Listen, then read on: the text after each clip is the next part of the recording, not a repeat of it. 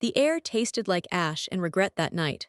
My hands were shaking so badly I could barely feel the crimson dripping down my palms, each drop a painful echo of the laughter ringing in my ears from inside. They were toasting to my failure, celebrating the end of *me*. I stood there, the weight of years of sacrifice crushing me, watching the cruel performance unfold through the windowpane, and that was the exact moment revenge was born. If you've ever felt betrayed by the people who should love you most, hit that subscribe button right now. Join a community that understands true family means more than just sharing the same last name. My name is Aubrey, and for years, I believed in the unwavering strength of family.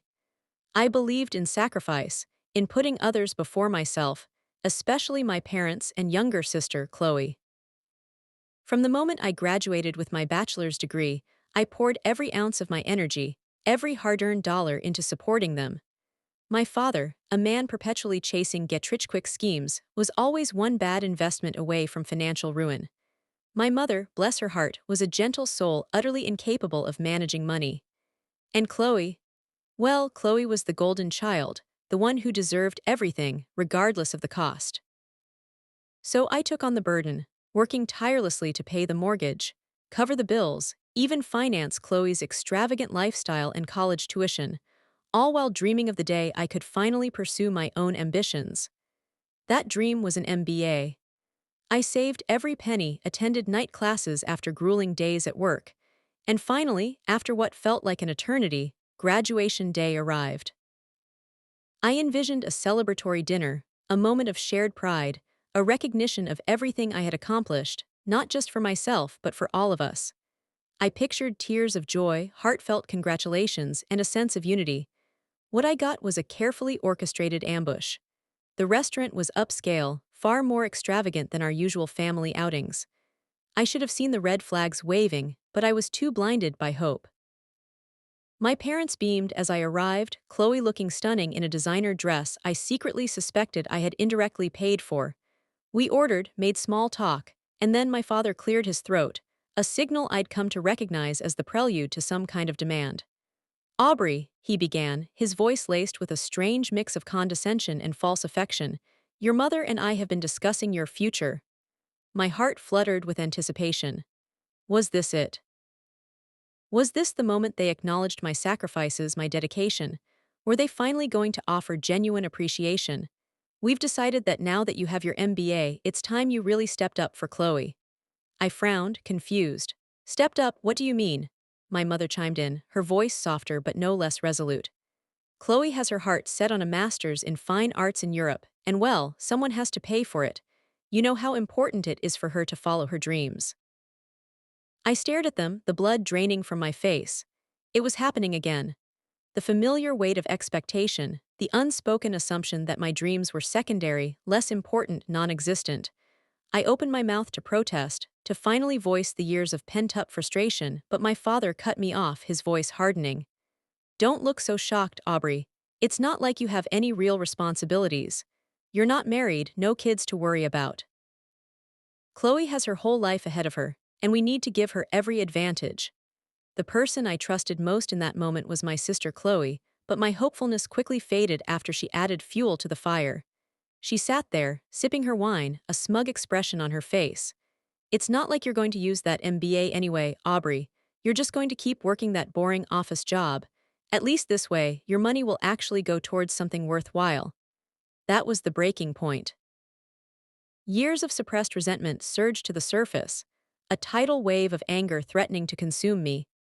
I looked from my father, his face etched with entitlement, to my mother, her eyes filled with a strange mix of guilt and expectation, and finally to Chloe, her eyes gleaming with cold calculation. I saw not a family, but a group of users, leeches sucking the life out of me, draining my resources, and dismissing my dreams as irrelevant. That was when my father spoke the words that would forever alter the course of my life, the words that extinguished any remaining flicker of familial loyalty. "Paying the bills doesn't make you family, Aubrey. It makes you a convenient ATM." The air crackled with tension, the silence broken only by the clinking of silverware from nearby tables, oblivious to the emotional carnage unfolding before me. The words hung in the air, each syllable a searing brand on my soul. A convenient ATM. The casual cruelty of the statement stole my breath, leaving me gasping for air in a room that suddenly felt airless.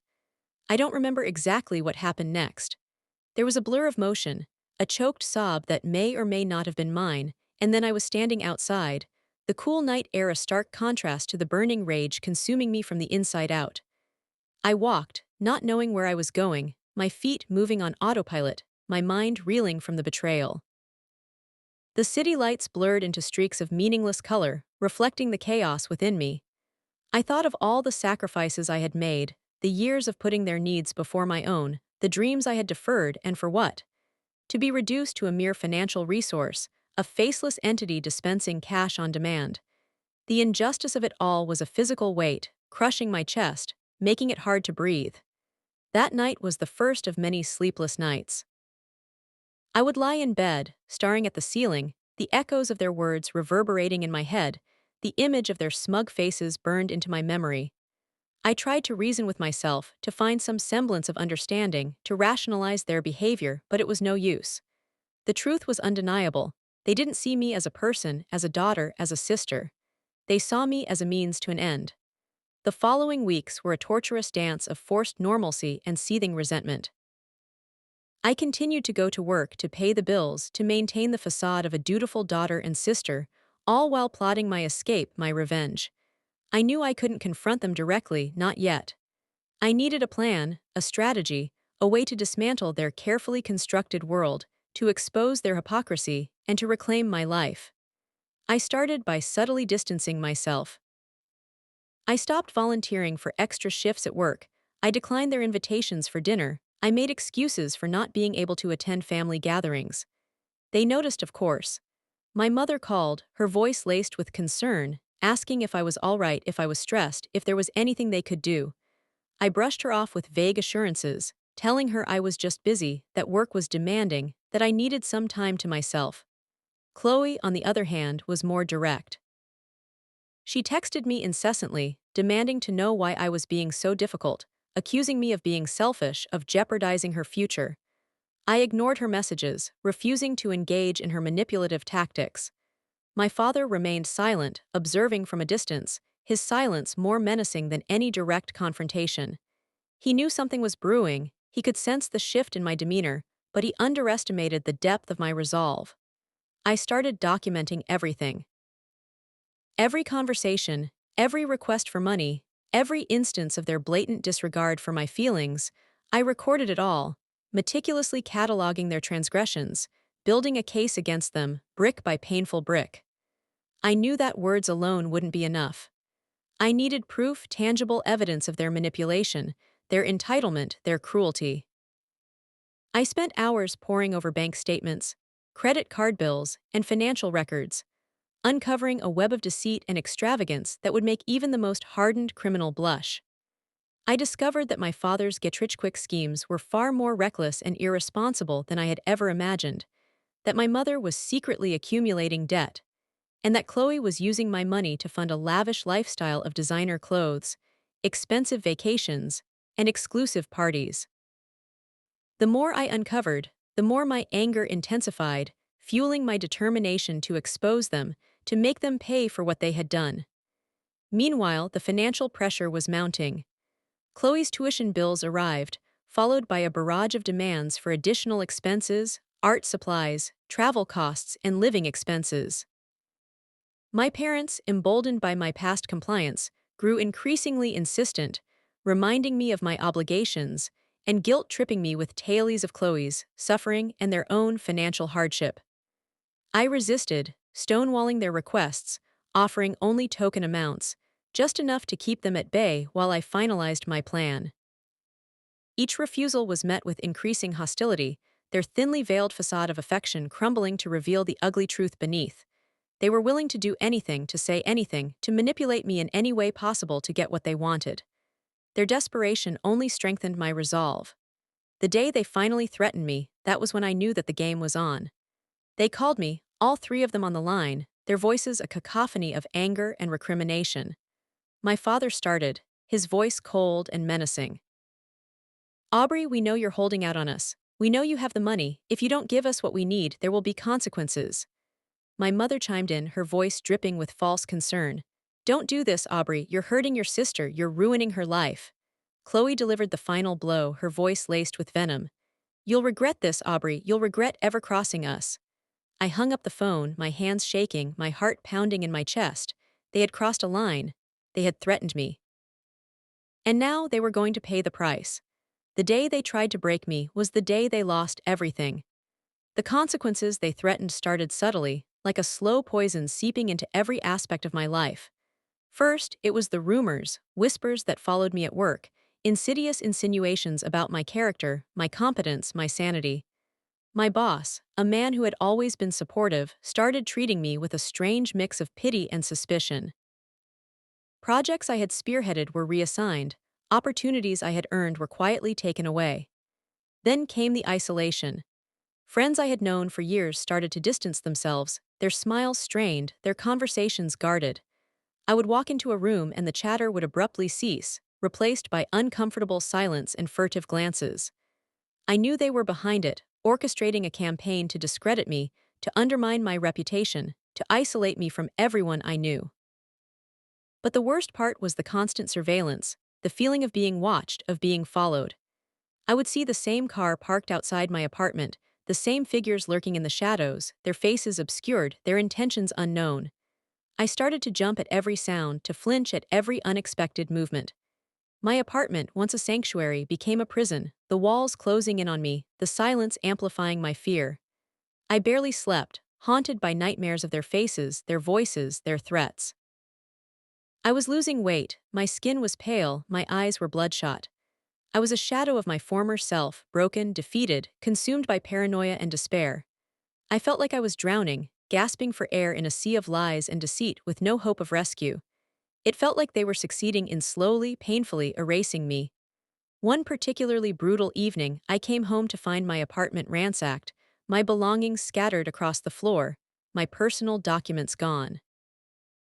They had violated my space, invaded my privacy, stolen my sense of security. I stood there amidst the chaos, the shattered remnants of my life, and for the first time I considered giving up. Maybe they were right.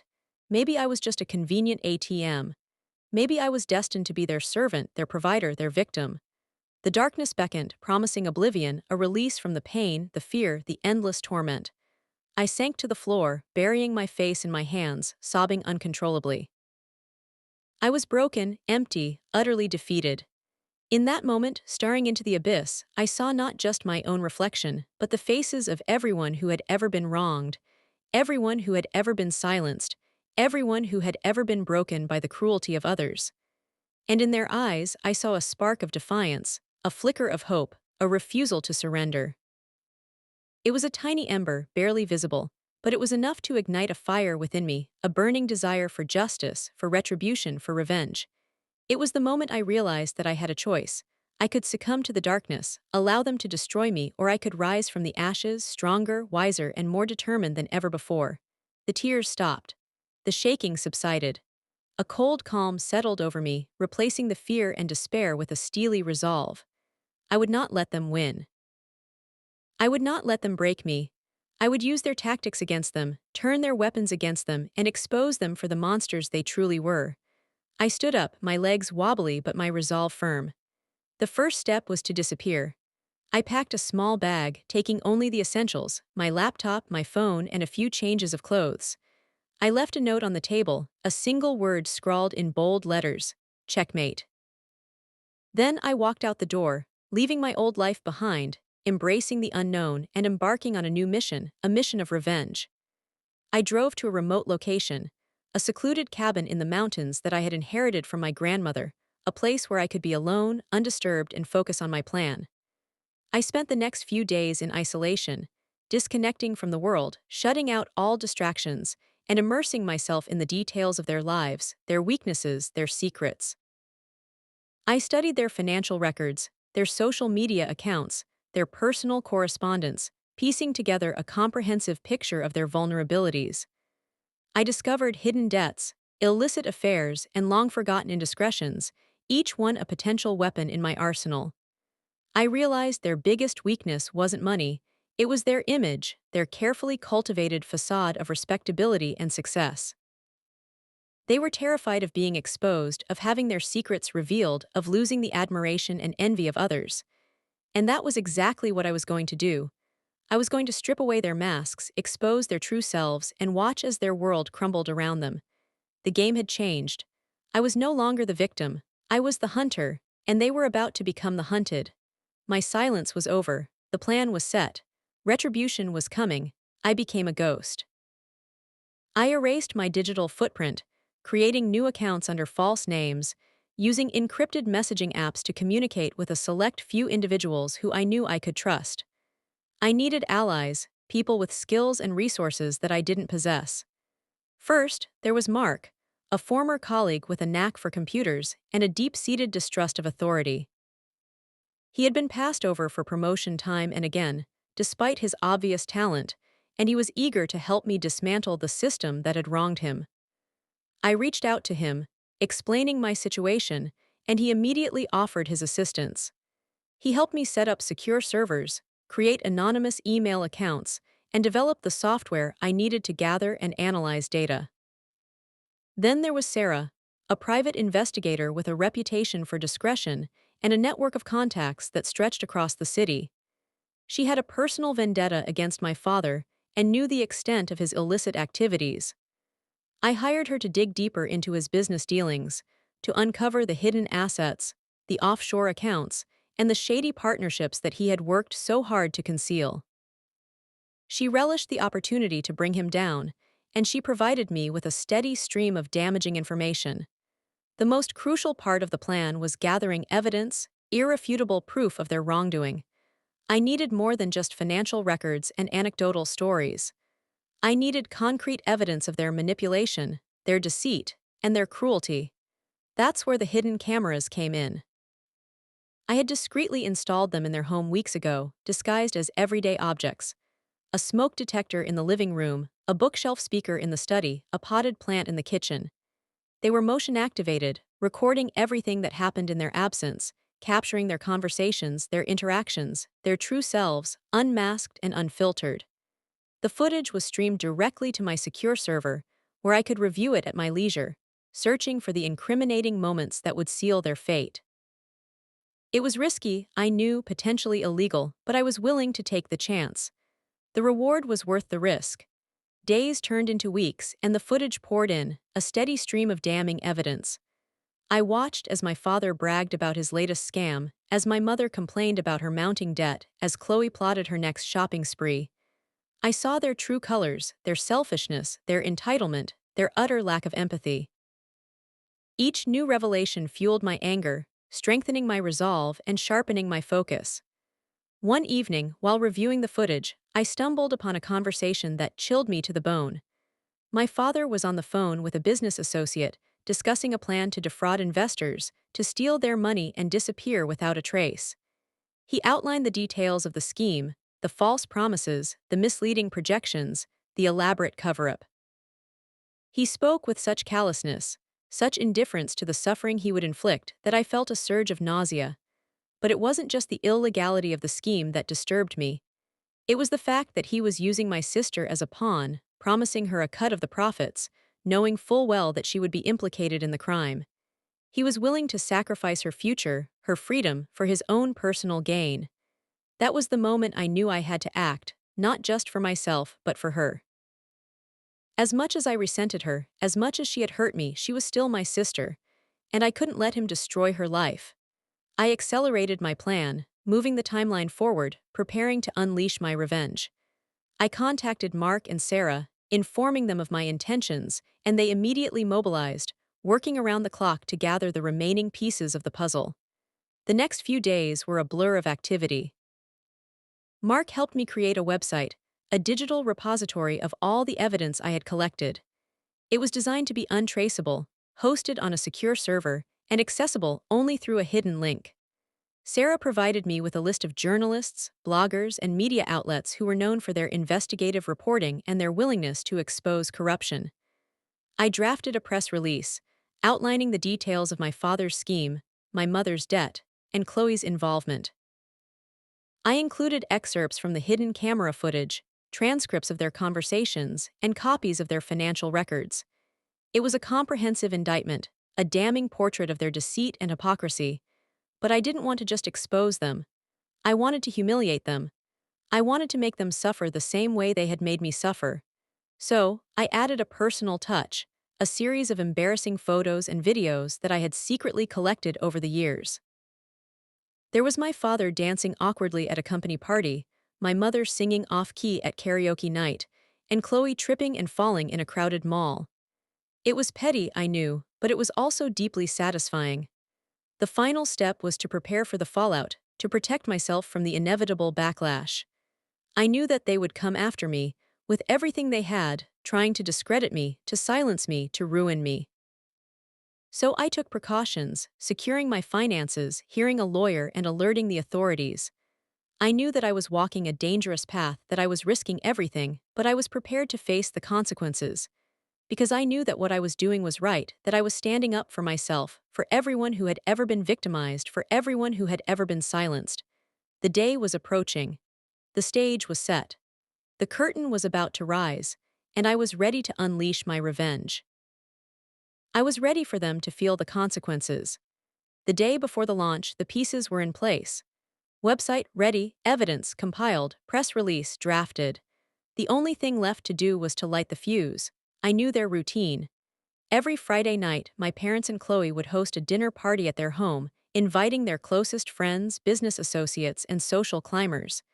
It was an opportunity to flaunt their wealth, to bask in the admiration of others, to solidify their position in the community.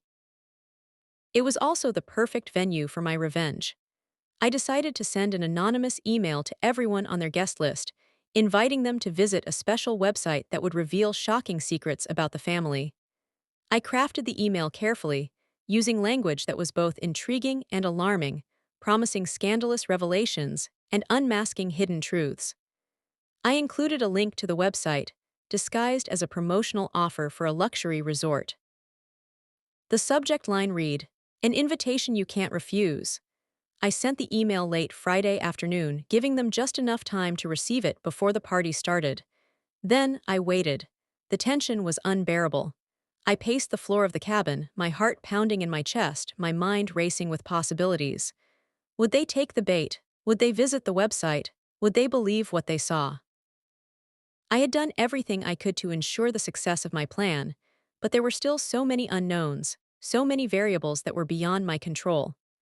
All I could do was wait and hope that everything would unfold as I had envisioned. As the evening wore on, I started to monitor the website traffic, tracking the number of visitors, their locations, and their devices. The numbers started slowly at first, a trickle of curious individuals clicking on the link, drawn in by the promise of scandal. But as the party got underway, the traffic began to surge, a flood of eager eyes descending upon my digital trap.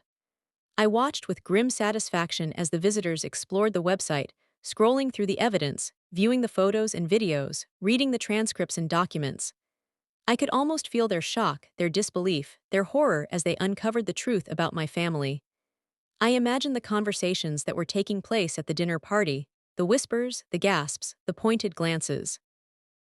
I pictured my parents and Chloe, oblivious to the storm that was brewing, smiling and laughing, completely unaware that their world was about to come crashing down around them. I relished the thought of their humiliation, their shame, their despair. It was exactly what they deserved. But I knew that the real fireworks were yet to come. The website was just the beginning.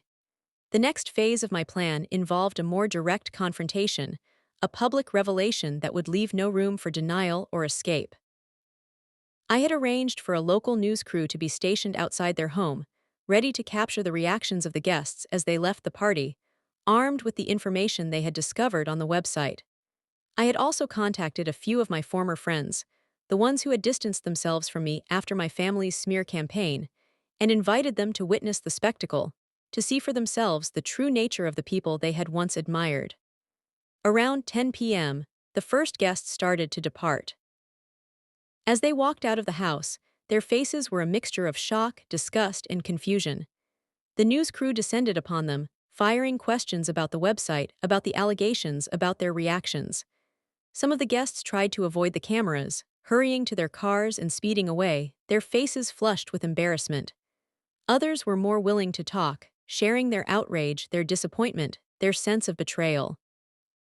The reporters captured it all, the raw emotions, the candid confessions, the damning condemnations. The footage was immediately broadcast on live television, reaching thousands of viewers across the city, spreading the scandal like wildfire. I watched the broadcast from the cabin, my eyes glued to the screen, my heart pounding with excitement. I saw my former friends standing on the sidelines, their mouths agape, their eyes wide with disbelief. I knew that they were finally realizing the truth, that they were finally understanding the extent of my family's deception. I felt a surge of vindication, a sense of triumph that I had not experienced in years. I had done it. I had exposed them. I had brought them to their knees. But the night was not over yet.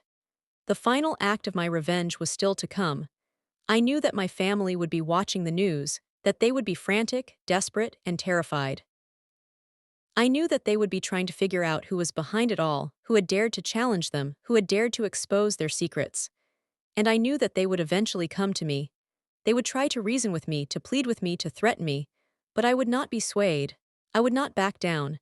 I would not rest until they had paid the full price for their actions. As midnight approached, my phone rang. I looked at the caller ID and saw my father's name flashing on the screen. I took a deep breath, steeling myself for the confrontation. This was it, the moment of truth. The culmination of months of planning, scheming, and plotting. I pressed the answer button and put the phone to my ear. Aubrey, my father's voice was strained, his usual arrogance replaced with a hint of desperation. What is the meaning of this? What have you done? I paused, savoring the moment, relishing his panic. I think you know exactly what I've done, I said, my voice cold and steady. I've exposed you for the fraud that you are. I've revealed your secrets to the world. I've shown everyone the true face of the jerks that you and Mom really are. There was a long silence on the other end of the line. I could almost hear my father struggling to find the right words to regain control of the situation. Aubrey, this is not like you, he finally said, his voice softening, attempting to appeal to my emotions. You're a good girl, you're a smart girl. You don't want to do this. You don't want to hurt your family. I laughed, a bitter, hollow sound. Hurt my family, I said. You're the ones who hurt me, you're the ones who betrayed me, you're the ones who tried to destroy me. We didn't mean to, my mother interjected, her voice trembling with emotion.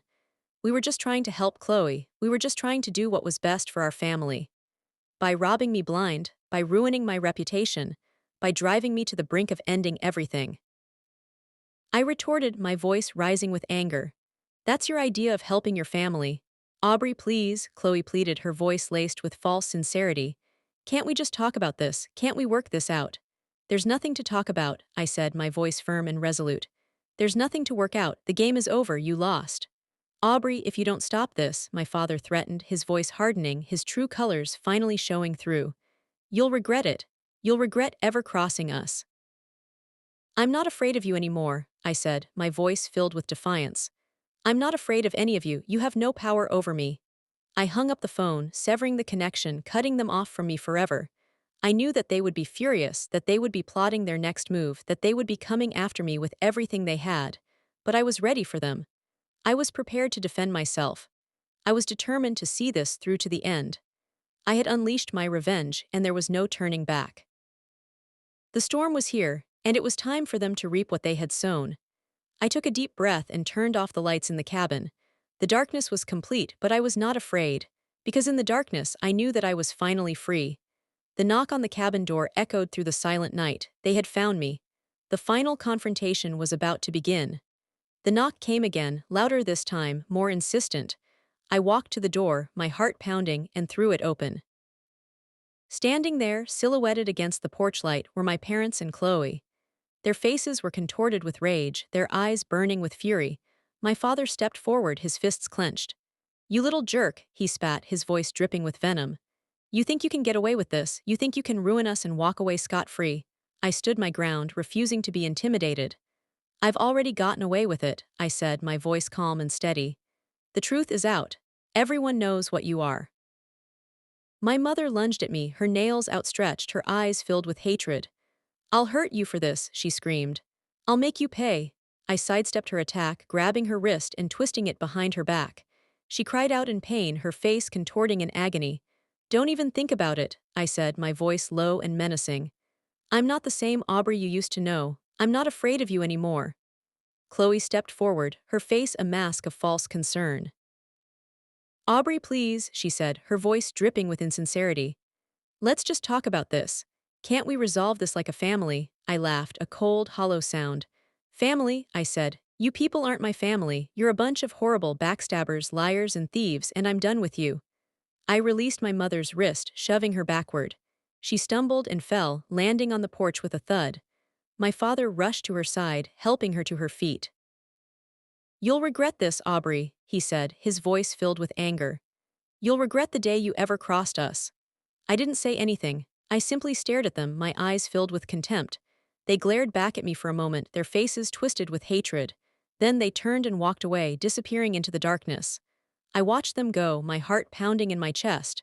I knew that they would be back. I knew that they would stop at nothing to get their revenge. But I wasn't afraid.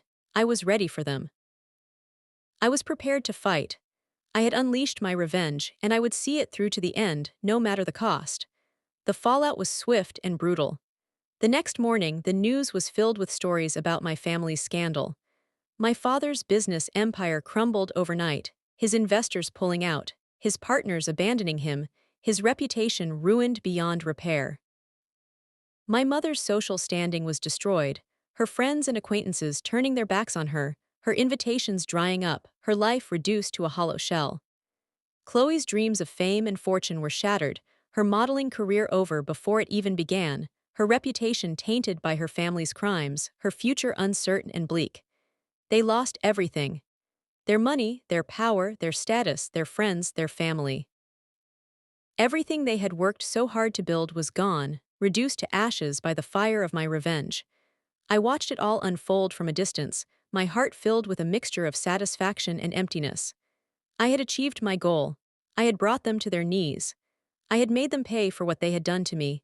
But the victory felt hollow, the satisfaction fleeting. The pain and the anger were still there, lurking beneath the surface, refusing to fade away. I knew that I would never truly be free of them, that their actions would haunt me forever. But I also knew that I had done the right thing, that I had stood up for myself, that I had refused to be a victim. And that was enough. It had reached the authorities. They were investigated. They would pay for their crimes against everyone else. The level of society they inhabited was a thing of the past. Years passed. I rebuilt my life piece by piece. I started a new business, made new friends, found new love. I learned to forgive myself, to let go of the past, to embrace the future.